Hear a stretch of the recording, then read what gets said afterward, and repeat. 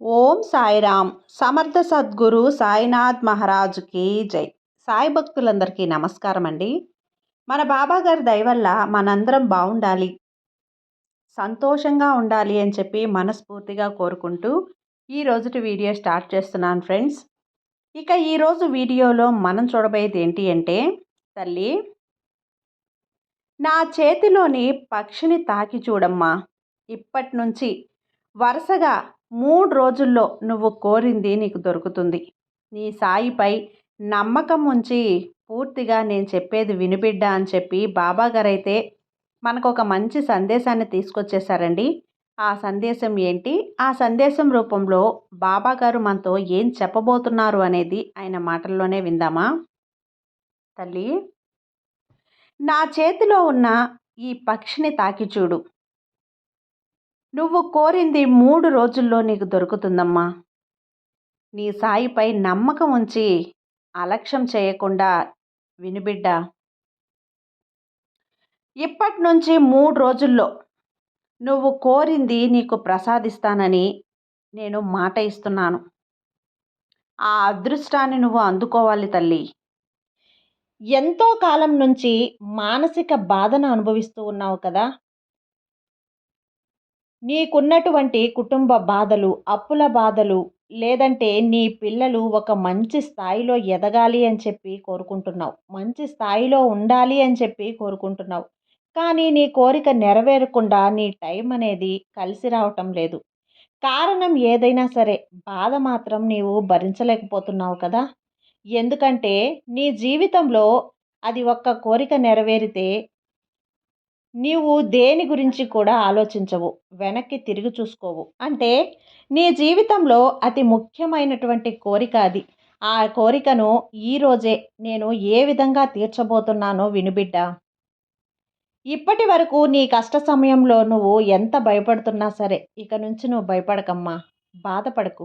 నీ సాయి తోడు నీకు ఉంది అని చెప్పి ధైర్యంగా ఉండు. నేను ఎప్పుడు నీతోనే ఉంటానని నీకు తెలుసు కదా. మరి ఎందుకు భయపడుతున్నావు? నేనున్నానన్న ధైర్యం కంటే ఏది నిన్ను ఇంకా ఎక్కువగా బాధిస్తూ ఉంది? భయపడుతూ చూడు తల్లి, నీ తండ్రిపై పూర్తి నమ్మకం ఉన్నప్పుడు, నీ బాబాపై నీకు పూర్తి విశ్వాసం ఉన్నప్పుడు నువ్వు దేనికి భయపడకూడదు.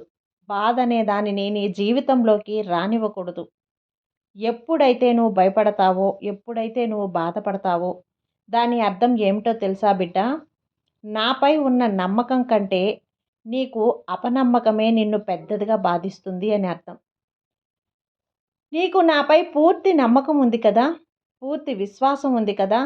నా బాబా నాకు ఏదడిగినా ఇస్తారు, కొంచెం ఆలస్యమైనా సరే నా బాబా నాకంతా మంచే చేస్తారని నువ్వు నమ్ముతున్నావు కదా.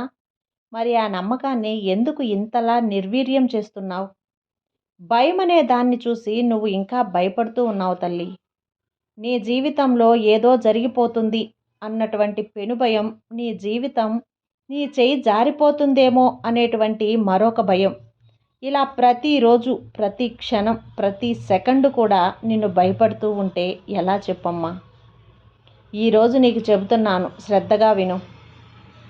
నీ తండ్రి ఉన్నన్ని రోజులు నువ్వు దేనికి భయపడాల్సిన పని లేదు.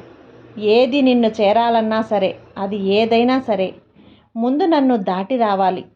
ఎందుకంటే నేనెప్పుడు నీ చుట్టూ ఒక రక్షక కవచంలా ఉంటానమ్మా. నీకు భయం కనిపిస్తున్నది అంతే, నీ దగ్గరకు రావటం లేదు. అది అలానే నీకు కనిపిస్తుంది అంటే నీ దగ్గరకు వచ్చే ధైర్యం చెయ్యదు. ఎందుకంటే నీ దగ్గర నేనున్నాను బిడ్డ. నా దగ్గరికి ఏ ప్రమాదమైనా వస్తుందా? నన్ను దాటి ఏ కష్టమైనా నిన్ను చేరుతుందా? అవి నిన్ను భయపెడుతున్నాయి అంతే, వాటిని పట్టించుకోకు. నువ్వు అనుకున్నది అనుకున్నట్లు నీ జీవితంలో నీకు వ్యతిరేకంగా ఏదీ జరగదు. నీ తండ్రి అసలు అలా జరగనివ్వడు. నేనెప్పుడూ నీతోనే ఉంటాను. నీకు కావలసిన విజయం నీకు అందిస్తాను బిడ్డ. అందులో ఎలాంటి సందేహం లేదు. నీ పూర్వజన్మ పాపకర్మలు ఎలా తొలగించుకోవాలి అనుకుంటున్నావు కదా. ఆ భారమంతా నాపై ఉంచు. నీ పాపకర్మలు నేను తుడిచేస్తానమ్మా. నీ కష్ట సమయంలో నీకొక మంచి పరిష్కార మార్గం కూడా నేను చూపిస్తాను. నీ సాయి తండ్రిని నీ దగ్గర పెట్టుకొని నువ్వెందుకు తల్లి ఆలోచిస్తున్నావు? నువ్వు అనుకున్నట్టుగా ఏదీ జరగదు. ఏదీ నీకు వ్యతిరేకంగా జరగనివ్వను.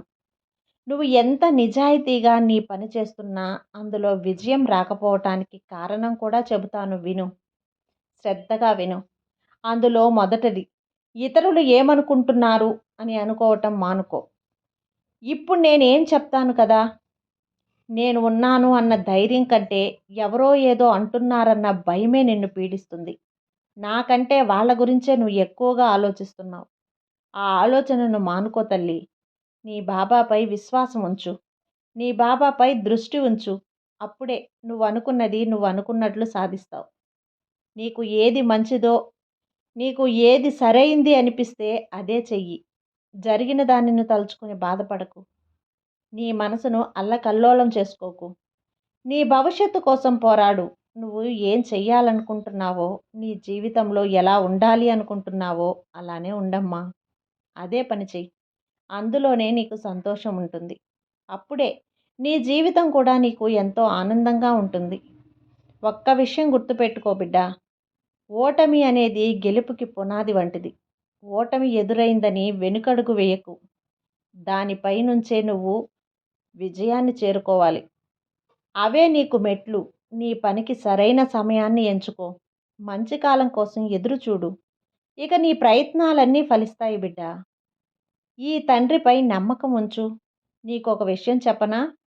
తప్పు చేసినప్పుడు ఒప్పుకునే ధైర్యం, తప్పును సరిదిద్దుకునే సామర్థ్యం ఉంటే తప్పక గెలుపుని సాధించగలవు.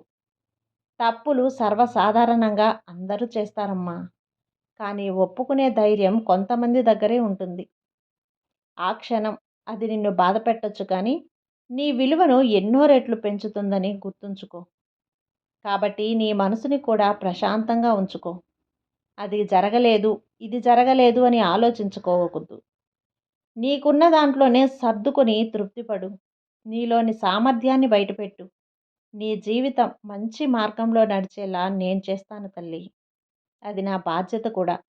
ఏది కూడా ముందుగా మాత్రం ఊహించుకోకు బిడ్డ. ఎందుకంటే ఊహించేది ఒకటైతే అక్కడ జరిగేది మరొకటి. నువ్వు దానివల్ల బాధపడొచ్చు. అందుకే ఏది కూడా ముందుగా ఊహించుకోకు. అర్థమవుతుందా తల్లి? కష్టాన్ని చూసి కృంగిపోకుండా దేన్నైనా ఎదుర్కోగలను అనే నమ్మకంతో ఉండు. నువ్వు నువ్వుగా తల్లి. నువ్వు నువ్వుగానే ఉండు. నీ దగ్గర ఉన్న దాంట్లోనే ఆనందంగా ఉండు. నీ దగ్గర నీ బాబా అని నేనున్నాను కదా! నీకు కావలసింది నేనిస్తాను కదా! నువ్వు ఏది కోరితే అది ఇస్తానమ్మా.